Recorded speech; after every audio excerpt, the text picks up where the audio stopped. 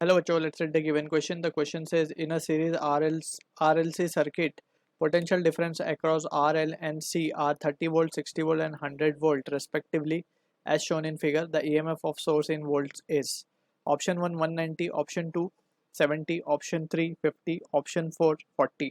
So हमें एक RLC circuit given है. So we need to understand about the concept of RLC circuit. इसको थोड़ा सा इन डेप्थ समझने की कोशिश करते हैं and then just we can apply the formula and we will get the result. So मान लेते हैं कि हमारे पास एक रेजिस्टेंस है of value L, inductance L है, सॉरी रेजिस्टेंस R है, और ये एक इंडक्टर है जिसका इंडक्टेंस वैल्यू है L, एंड एक कैपेसिटर है जिसकी कैपेसिटेंस है C, राइट. और ये कनेक्टेड है एक AC वोल्टेज को. ठीक, अब यहाँ से कोई करंट जा रहा है किसी इंस्टेंट पे. We can say this current is I equals to I naught sine omega t. ठीक, अगर हम बात करें कि जो करंट वोल्टेज अक्रॉस, अगर हम आर की बात करें, right, that is instantaneous voltage की हम बात करें, so it will be V naught R into sine omega t. क्योंकि हमें पता है कि for pure resistive circuit current और वोल्टेज में कोई फेज डिफरेंस नहीं होता. सो हमने डायरेक्ट लिख दिया ये, जैसे आई का एक्सप्रेशन था वैसे हमने वी का भी लिख दिया, राइट. अगर हम बात करें एल के लिए, सो इंडक्टेंस में हमें पता है फॉर इंडक्टेंस जो करंट है वो लैग करता है वोल्टेज से 90 degree. So we can say this can be written as omega t plus pi by two, यानी कि वोल्टेज आगे होता है करंट से. ठीक, अगर हम बात करें कैपेसिटर के अक्रॉस वोल्टेज की, so that can be given as V naught. ये V naught R, V naught L, V naught C, ये सब क्या पीक वैल्यूज हैं of the R L and C. ठीक, तो ये हमें कैपेसिटिव प्योर कैपेसिटिव सर्किट के बारे में हमें पता है कि इसमें ओमेगा ये जो वोल्टेज है वो लैग करता है करंट से, so minus pi by two. So this are the basic equations that we need to understand, and also इसी के बेसिस पे we will plot the phasor diagram. क्योंकि हम इसके अक्रॉस अगर हम रेजिस्टेंस मान लेंगे वी नॉट आर है, और इसके अक्रॉस हम मान लें लेट्स से यहाँ पे वी नॉट आर ही लिख देते हैं पूरा, और यहाँ पे वी नॉट एल है, और यहाँ पे वी नॉट सी है. सो हम स्ट्रेट अवे इसको ऐड करके ये नहीं बोल सकते कि टोटल वी के बराबर है, बिकॉज इसके पास कुछ फंक्शन है साइन का that needs to be added up, तो वो फेजर के थ्रू ही ऐड होता है. और बेसिकली जब हम बात करते हैं addition of phasor, it is as good as कि हम वेक्टर्स को ऐड कर रहे हैं, राइट. सो अगर हम मान लें कि करंट का डायरेक्शन हम ले लें in the positive X axis, so this is the direction of current हम कंसिडर कर लें.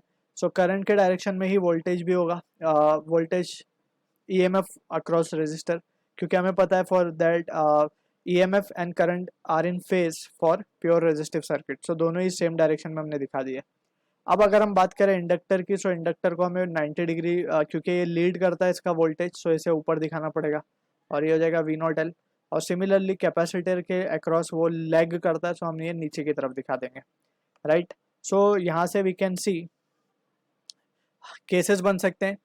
इफ अगर हम मान ले कि V naught L is greater than V naught C, so in that situation क्या लिखा जाएगा, वी नॉट माइनस वी. तो ये नेट जो रिजल्ट इफेक्टिव आएगा वो ऊपर की तरफ ही आएगा क्योंकि V naught L is greater.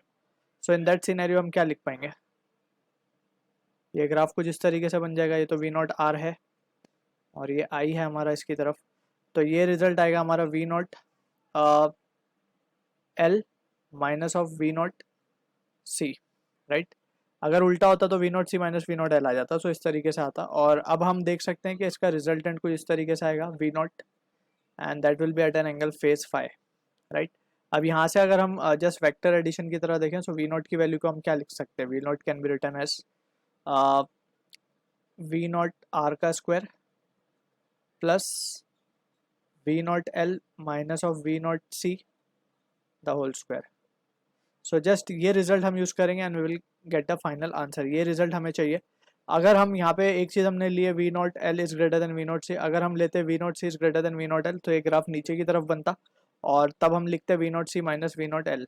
तभी भी कोई फ़र्क तो पड़ता नहीं क्योंकि स्क्वायर ही करना है हमें. So just we need to now substitute the value and we can get the result. So we can say therefore हमें EMF पूछा गया है of source, so we can say it will be V naught, and that will be equals to under root of V naught R का square. तो यहाँ पे हम लिख देंगे वी नॉट आर के अक्रॉस हमें गिवन है ये 30 वोल्ट, सो 30 का square plus of V naught L is given as 60 और ये 100, तो 100 माइनस 60 दैट इज़ 40 हो जाएगा, डायरेक्ट स्क्वायर कर देंगे हम, तो ये रिजल्ट आएगा हमारे पास 50 volt.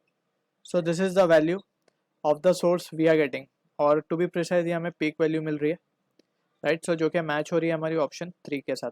I hope you understood the solution. All the best.